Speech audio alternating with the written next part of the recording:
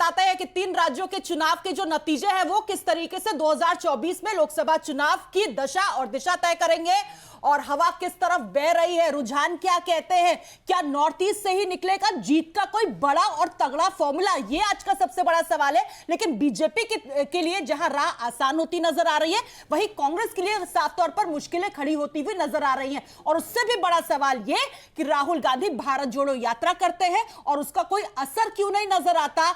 जो चुनावी ट्रेंड्स है और जो रुझान है और जो एग्जिट पोल्स है और आने वाले वक्त में जो नतीजे होंगे वहां पर कहीं नजर क्यों नहीं आ रहा है उसका असर। और उससे भी बड़ी बात यह है कि जब नतीजे आने वाले होते हैं तो राहुल गांधी देश के बाहर क्यों चले जाते हैं। रोशन, ये सवाल भी बीजेपी पूछ रही है।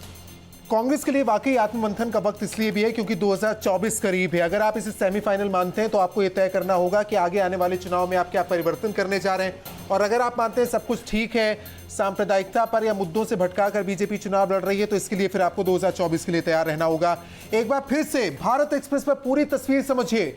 नॉर्थ ईस्ट के जो राज्य हैं अपने आप में बहुत महत्वपूर्ण है। बीजेपी ने अपनी ताकत झोंकी है, सरकार का फोकस यहां विकास को लेकर रहा है, लेकिन मजबूती ये थी, कोशिश ये थी कि किस तरीके से नॉर्थ ईस्ट में बीजेपी अपनी उपस्थिति और दर्ज कराए।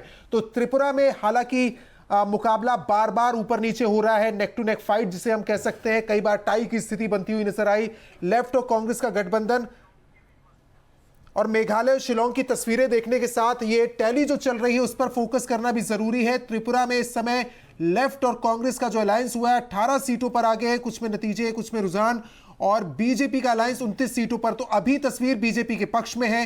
त्रिपुरा से खुश करने वाली खबर है बीजेपी के लिए, और बीजेपी के झंडे और बैनर आप देख सकते हैं, भीड़ भी जुट रही है, कई जगह पर बीजेपी के समर्थक नजर आ रहे हैं। दूसरी तरफ मेघालय, कविता, ये बड़ा फोकस करने वाला होगा क्योंकि जब नागालैंड और त्रिपुरा में आपको एक क्लीन स्वीप की स्थिति बनती नजर आएगी, सवाल उठ रहा है कि मेघालय में क्या होगा। बिल्कुल, क्योंकि 5 दशक से जो ट्रेंड चला आ रहा है, इस बार भी जो एग्जिट पोल से उन्होंने इसी तरफ इशारा किया था कि फ्रैक्चर्ड मैंडेट मिलेगा, यानी कि त्रिशंकु विधानसभा। और जब इस तरह की बात होती है तो जाहिर तौर पर फिर आपको दूसरे दलों का भी रुख करना पड़ता है, उनसे भी उम्मीद जतानी होती है। और यही वजह थी कि हमने देखा किस तरीके से हिमंता बिस्व शर्मा ने बातचीत की है। कोशिश यही है कि बंद दरवाजे के भीतर कुछ प्रीपोल अलायंस क्योंकि बन नहीं पाया, इसलिए आने वाले वक्त में फिर से तस्वीर उसी तरीके से दोहराती हुई नजर आएगी।